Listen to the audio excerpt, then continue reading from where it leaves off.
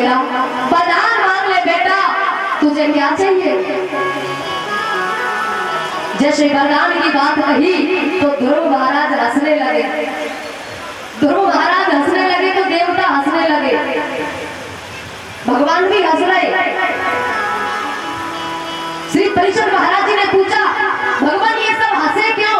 तो श्री सुखदेव जी कहते हैं, राजन ध्रुव महाराज तो इसलिए हंसे, भगवान कह रहे हैं मांग ले, लेकिन मुझे तो मांगना ही नहीं आता, क्या मांगू। अब भगवान इसलिए हंस रहे हैं कि मैं कह रहा हूँ मांग मांग, लेकिन ये ऐसा भक्त कुछ मांग ही नहीं रहा है। देवता इसलिए हंस रहे हैं कि बताओ ध्रुव महाराज, भगवान बार बार कह रहे हैं मांग लो, मांग ही नहीं रहे हैं। अगर ध्रुव की जगह हम होते तो पूरी लिस्ट बना के तैयार कर लेते और जो जो मांगना होता वो मांग लेते, इन्हें मांगना भी नहीं आता। देवता इसलिए हंस रहे हैं। अब ध्रुव महाराज हंस रहे हैं कि मुझे मांगना ही नहीं आता, मांगू क्या।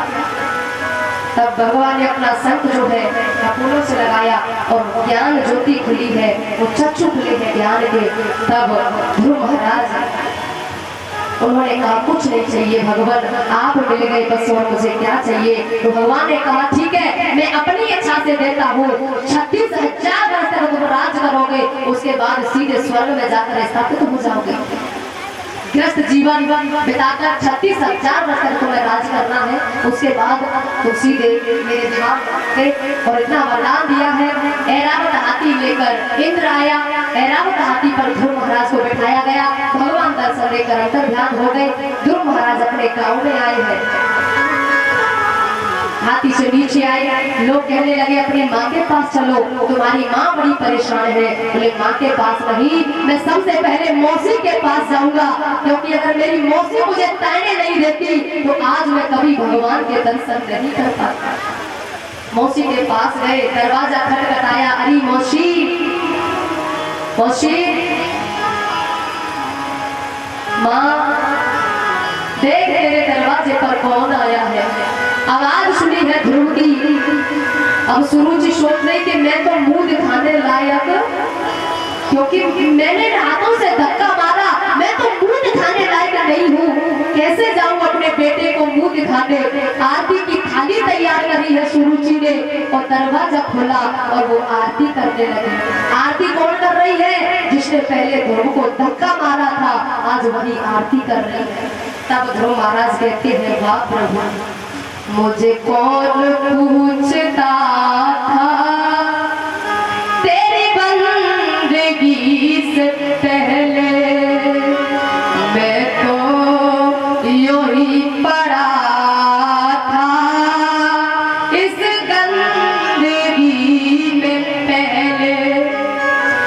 दर दर पे मैं तो भटका, सबने मुझे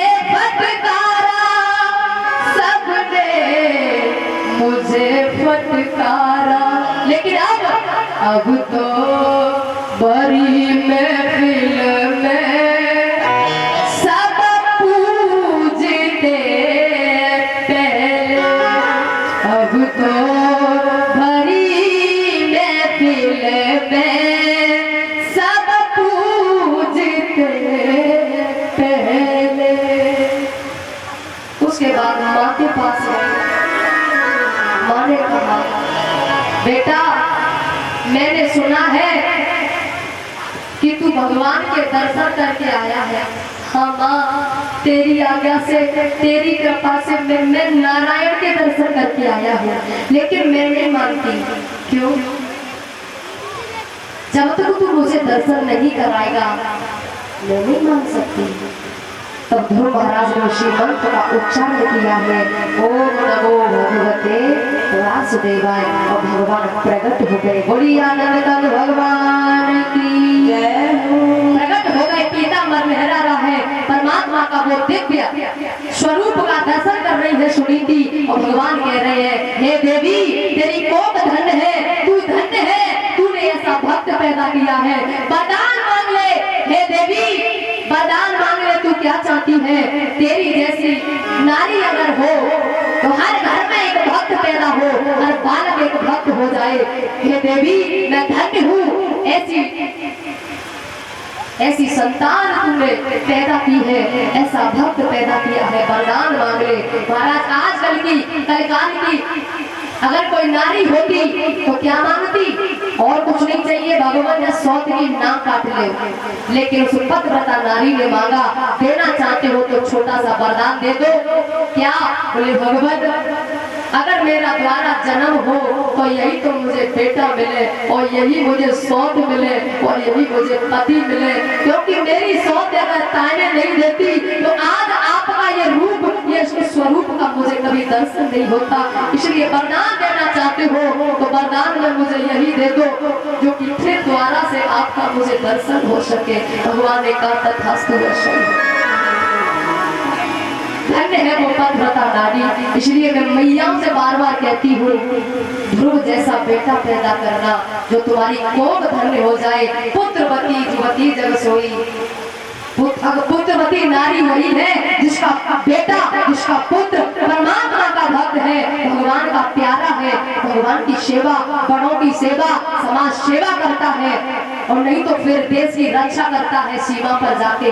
धन्य है वो माँ जिसका बेटा भगवान का भक्त है या फिर देश की सेवा, देश की रक्षा कर रहा है। उस माँ के चरणों में वंदन है जिसका बेटा देश की रक्षा कर रहा है। उस माँ के भी चरणों में वंदन है जिसका बेटा भगवान की भक्ति कर रहा है, क्योंकि ये श्रेय माँ को दिया जाता है। इसलिए मैं बार बार हर जगह मैयाओं से कहती हूँ, संस्कार गर्भ से देना।